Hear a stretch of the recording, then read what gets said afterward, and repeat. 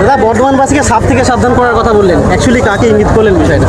দেখুন, আমরা তৃণমূল কংগ্রেস অত্যন্ত শক্তিশালী পূর্ব বর্ধমান জেলায়। 16টা বিধানসভায় তৃণমূল কংগ্রেস জিতেছে, লোকসভাতেও আমরা জিতেছি, যে সিটটা আমরা হেরেছিলাম সেটাও জিতেছি। তো আমাদের সংগঠন অত্যন্ত শক্তিশালী এবং সেটা আমরা বারে বারে প্রমাণ করেছি। যুব সংগঠন অত্যন্ত অ্যাক্টিভলি কাজ করেছে প্রত্যেকটা নির্বাচনে। দল আমাকে আবার পুনরায় দায়িত্ব দিয়েছে। আমার একটাই লক্ষ্য যে প্রত্যেকটা বিধানসভায় লিডের মার্জিন যেন বাড়াতে পারি।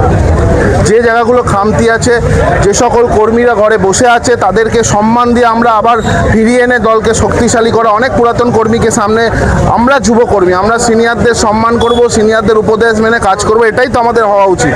আমাদের নেত্রী মমতা ব্যানার্জি এটা শিখিয়েছেন, নেতা অভিষেক ব্যানার্জি শিখিয়েছেন, সেই কাজ আমরা করে চলেছি দলের সংগঠনকে শক্তিশালী করার জন্য।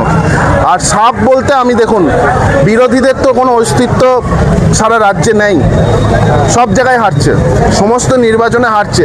এবার বিরোধীদের কাছে কর্মীও নেই, কেউ নেই, তারা কি করবে? একা একা কারোর কাছে যাবে, দলের কর্মীদের কাছে, এবং তাকে ছোবল মারার চেষ্টা করবে।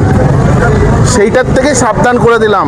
যখন আপনি একা থাকবেন সাপ ছোবল মারবে, যখন একসঙ্গে হয়ে যাবেন সাপ পায়ের তলায় এসে শুয়ে থাকবে, তখন যেন গলে যাবেন না, সাপকে ঘরের ভেতর ঢুকতে দেবেন না। এইটাই হচ্ছে মূল কথা বলতে চেয়েছি।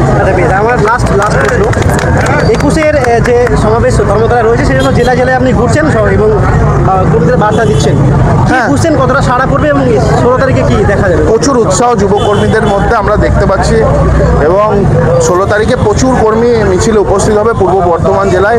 এক জনজোয়ারে পরিণত হবে পূর্ব বর্ধমান জেলা যুব তৃণমূল কংগ্রেসের যে মিছিল। এটা নতুন করে শক্তি প্রদর্শন না তো, নাকি 21-এ? আমরা তো বরাবরই সবসময় কর্মীদের নিয়ে বিভিন্ন মিছিল মিটিং করি এবং শুধু যুবকর্মীরা মিছিল মিটিং নয়, আমরা মানুষের পাশে থাকি।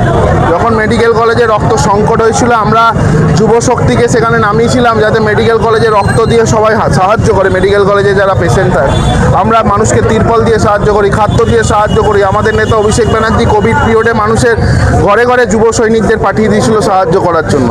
আমাদের নেতা অভিষেক ব্যানার্জি সবসময় বলেছে যুব সৈনিকরা মানুষের সেবায় নিজেকে নিয়োজিত করবে। সেবাশ্রয় তো আপনারা দেখেছেন ডায়মন্ড হারবারে, সেই কাজই যুবকর্মীরা আমাদের নেতা অভিষেক বন্দ্যোপাধ্যায়কে দেখে করছে। এবং মিছিল মিটিং যুবকর্মীদের একটাই লক্ষ্য, আমরা যতজন ঘরে আছে সবাই বেরিয়ে আসি যুবকর্মীদের এবং মিছিলকে সাকসেস করি, মিটিংকে সাকসেস করি, এটাই তো আমাদের কাজ। ধন্যবাদ।